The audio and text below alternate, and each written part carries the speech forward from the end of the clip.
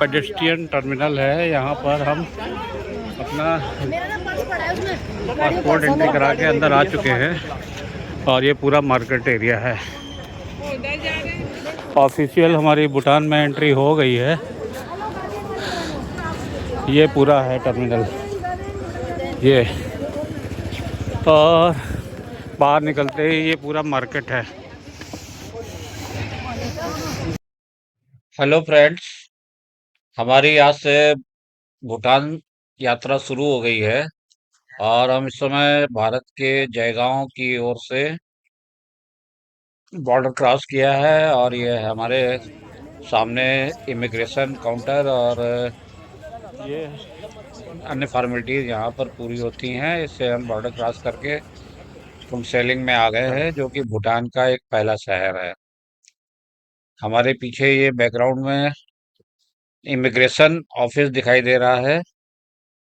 यहीं से हमारे पासपोर्ट पर स्टैंप लगी और हम यहाँ अंदर आ गए हैं। और यहाँ पर आप भारत के अगर नागरिक हैं तो पासपोर्ट या वोटर आईडी कार्ड से प्रवेश पा सकते हैं।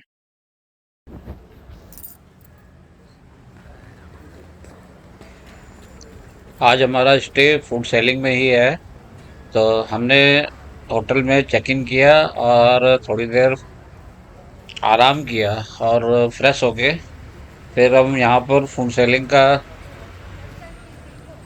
मार्केट एरिया देखने के लिए आए हैं। लेकिन इस समय रात के लगभग 9 से ऊपर हो गया है टाइम। यहाँ पर सब शॉप्स वगैरह बंद दिखाई दे रही हैं। लेकिन हमें यह सिटी बहुत पसंद आया। यहाँ पर नीट एंड क्लीन है। देखिए, रात के 9 बजे भी बिल्कुल साफ सफाई बहुत शानदार है। कुछ कुछ शॉप्स ओपन है और थोड़ा सा ढाल पे भी है, थोड़ा चलना पड़ता है।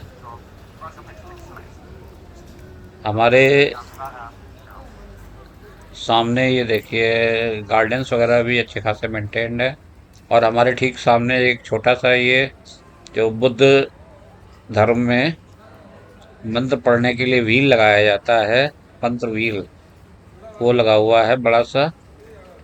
और हवा से ये हल्का हल्का चल राउंड ले रहा है। अब हम फूड सेलिंग से सुबह 1 बजे करीब निकल चुके हैं थिम्पू के लिए। आज हमारा स्टे थिम्पू में हम इस होगा। समय फूड सेलिंग से निकल चुके हैं। Smart education consultancy, CSI market, commercial space, और जा रहे हैं हम लोग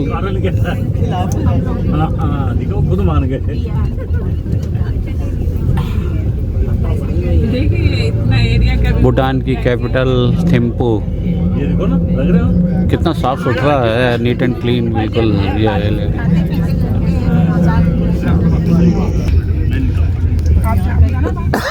डीसीपी ऑफिस। क्या हो गया? हाँ, आ नहीं रहे।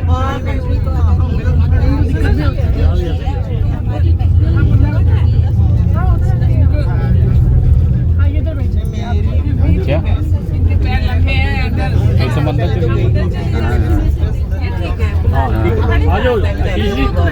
अरे आशीष जी, आशीष जी, थोड़ी देर खड़े हो भूख ज्यादा तेज लगा है। We are hungry. उधर में थोड़ा ज़्यादा टाइम लग गया। हाँ, तो how much time you will take to go to for lunch? हाँ, more than 2 hours have to reach the restaurant for lunch. But we are planning something different. हाँ, yes. But if it's not a good restaurant, then no use also. Okay. Veg restaurant is not available, I think.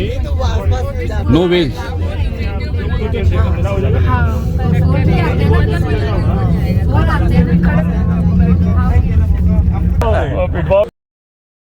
Food selling से निकले हुए हमें लगभग 2 घंटे हो गए थे। भूख भी काफी तेज लगी हुई थी।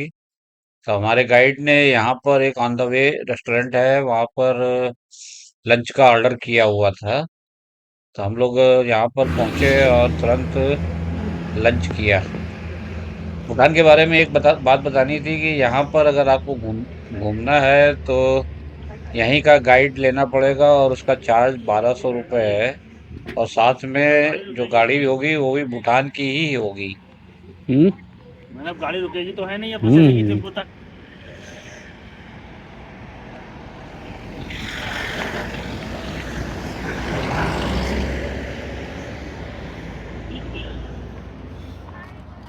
ये रेस्टोरेंट ऑन द वे स्थित है। फूसेलिंग और थिम्पू जाने के रास्ते पर यहाँ पर गमलों में बहुत अच्छी फ्लावरिंग की गई है। हम उन्हीं का आनंद ले रहे हैं। हमारा लंच हो चुका है। हमने यहाँ पर दाल राइस और एक ड्राई वेज की सब्जी खाई थी। अच्छा था लंच। भूख भी लगी थी बहुत तेज, तो भरपेट खाना खाया। और ये वीडियो आप हमारे यूट्यूब चैनल ट्रैवल गुरु राजीव में देख रहे हैं। यहाँ पर वेदर बहुत शानदार है। देखिए क्लाउड्स है चोटियों पर और हल्की हल्की हवा भी चल रही है। मौसम बहुत प्लीजेंट हो गया है। भूटान में एंट्री करने के बाद हम लोगों को महसूस हुआ कि बहुत ही साफ सुथरा और साफ सफाई है। और यहाँ पर हरियाली भरपूर है। पहाड़ों पर भी अच्छे खासे हरियाली लिए हुए वृक्ष पाए जाते हैं। आइए एंजॉय करते हैं इस प्लीजेंट एटमॉस्फेयर को। फिर आगे निकलेंगे यहाँ से थिम्पू के लिए।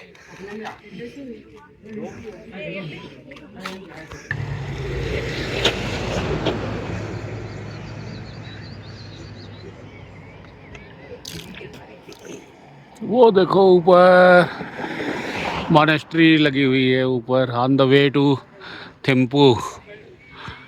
कुछ लोग वहाँ पे मॉनेस्ट्री में जा रहे हैं, देख रहे हैं। वो देखो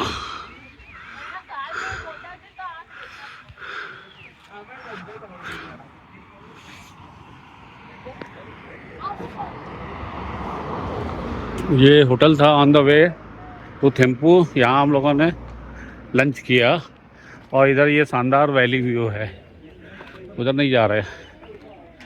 ये वीडियो आप ट्रैवल गुरु राजीव में देख रहे हैं। ये हमारी 3 बसेज हैं। बस नंबर 1, बस नंबर 2 और ये बस नंबर 3 इधर ये।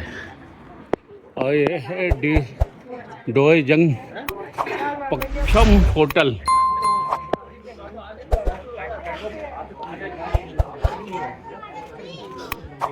फ्लावर देखो। एक कॉल करें, आपको रिसीव करेंगे। ये फ्लावर है, अलग तरह का है।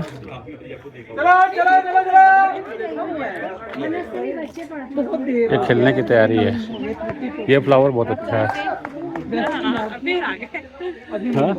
चलो अब आगे नहीं जाएंगे। ये कैक्टस जो घर में लगाया ना छोटा सा, ऐसा ये वाला अच्छा, वो जो बहुत छोटा सा है। छोटा सा है। ये हमारे पास बहुत छोटा सा टायर में लगा दिया। हाँ, ये सारी टीम है पूरी। यहाँ की डिजाइन बहुत अच्छी है। विंडोज की लकड़ी के पूरी नक्काशी करते हैं लोग।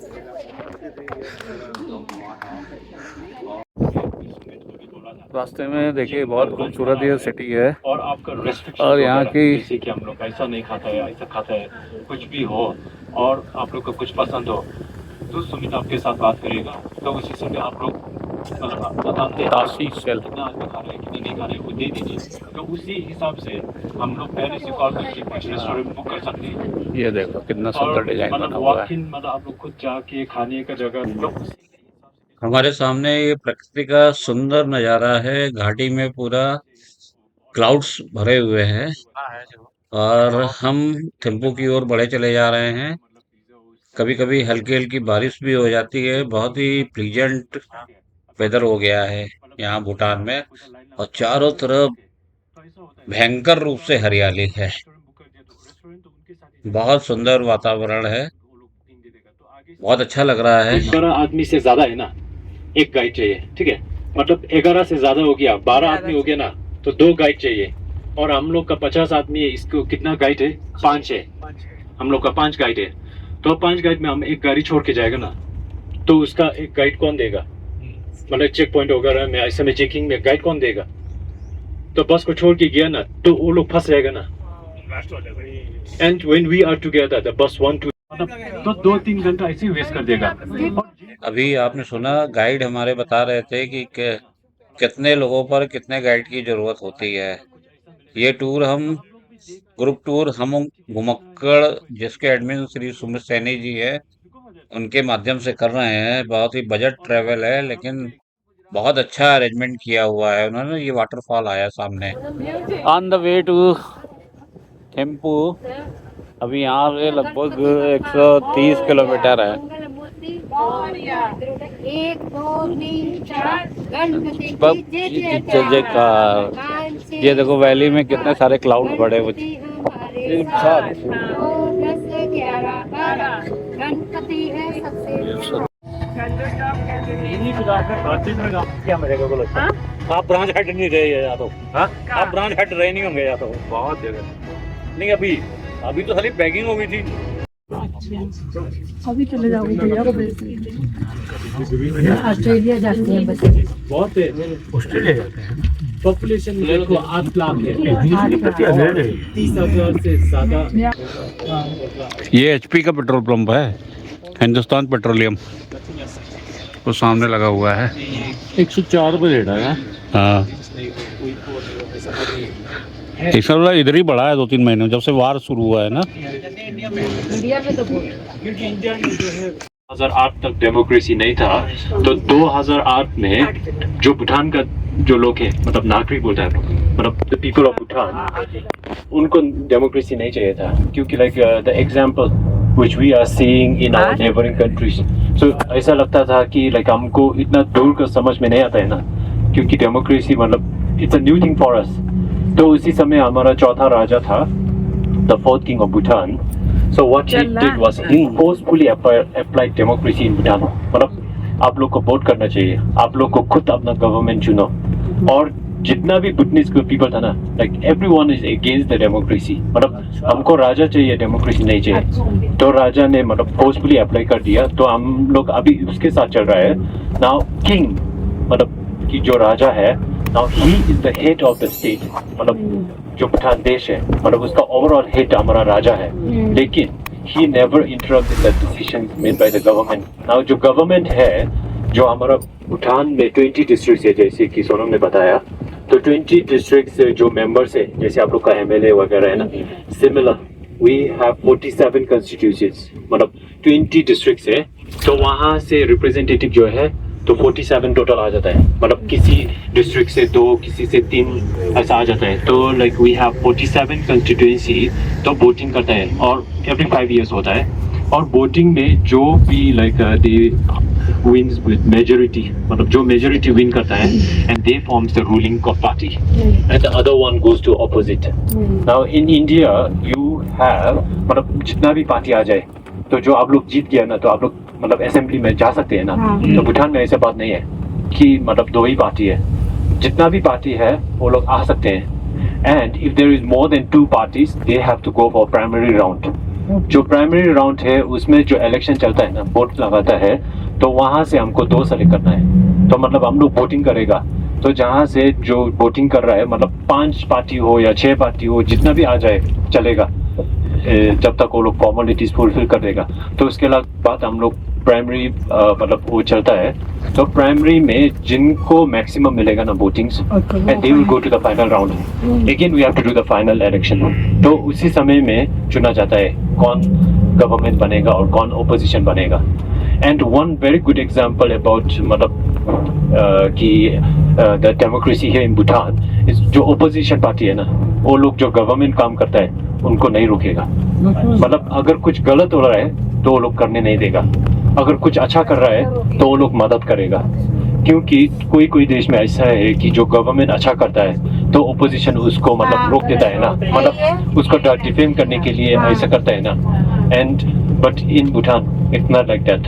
एंड क्योंकि अगर दोनों ही पार्टी को कुछ गलत लग रहा है ना, मतलब गलत डिसीजन टेक कर रहा है, तो तभी अगर ऐसा मतलब देश के लिए अच्छा नहीं है, मतलब people's not good for the people, not good for the country, and the government still taking the decision, तो ऐसा बात हो गया, then like with the king he might interfere because he is the head of the state, he have the power at that time because it's something critical that we cannot fight। मतलब अभी हमारा जो है हमने representative जो भी है already we have voted and selected, now if they are not doing good then that time we have the king, and at the moment जो भूटान में है ऐसा बात नहीं है कि हम गवर्नमेंट में इतना मतलब ट्रस्ट नहीं है, like we respect our government जो ruling है opposition है we respect them, but of all more than that I can still say the people in Bhutan respects the king more than anything। मतलब राजा को हम अपना मतलब भगवान से ज्यादा रेस्पेक्ट कर रहा है। एंड द रीजन बिहाइंड मतलब उसके पीछे जो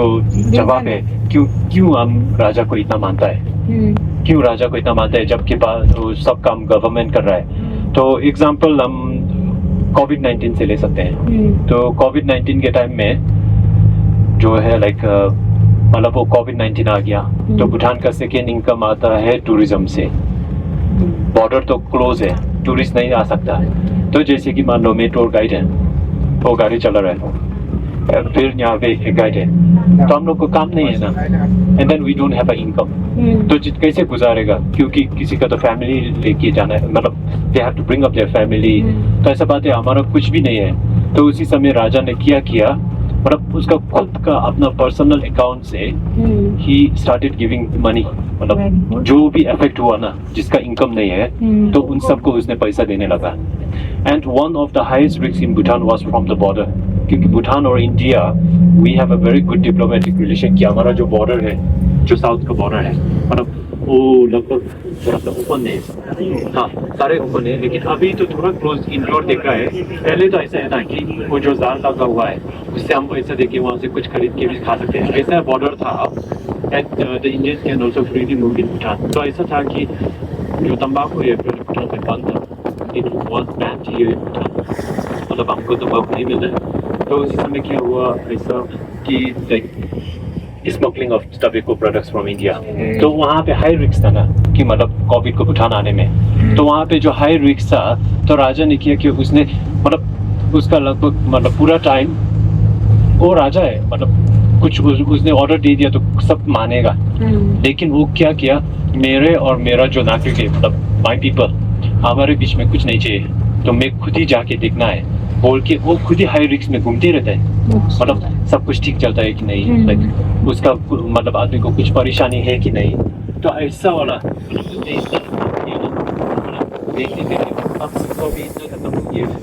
कि लास्ट में उसने जो अपना बैंक अपनी सब मतलब बेच के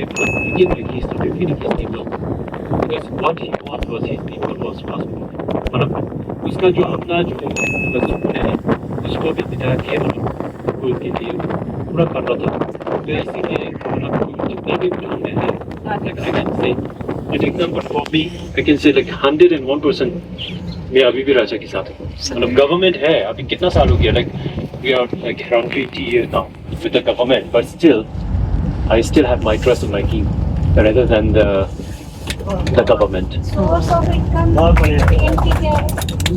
ड्रुक नॉरयांग होटल बबेसा टेम्पो हम पहुंच गए हैं। ये इनके फ़ोन नंबर्स भी दिए हुए हैं, इनकी साइट भी दी हुई है। आज बहुत देर हो गई, हम लोग सिलीगुड़ी से चले थे, फिर आए थे हम लोग स्टे किए थे फुन सेलिंग में, और फुन सेलिंग से निकलने में हम लोगों को 1 बज गया। तो यहाँ पहुँचते पहुँचते हम लोगों को रात के 9 बज गए थे, इसलिए बहुत थके हुए हैं, लेकिन फिर भी हम आप लोगों के लिए वीडियो बना रहे हैं। ड्रुक नॉरयांग होटल, ड्रुक यहाँ पर भूटान का एक पर्यायवाची है, भूटान को यहाँ की भूटानी भाषा में ड्रुक भी बोलते हैं, इसलिए ड्रुक नॉरयांग होटल इधर रखा हुआ। ये थोड़ा पार्किंग स्पेस है, इधर भी पार्किंग है, बहुत सुंदर होटल बना हुआ है। ये देखिए सारे होटल ही होटल हैं पूरे, कोई रेजिडेंशियल एरिया नहीं है। और हम आने के बाद डिनर किए, डिनर करने के बाद आपके लिए ये वीडियो बना रहे हैं।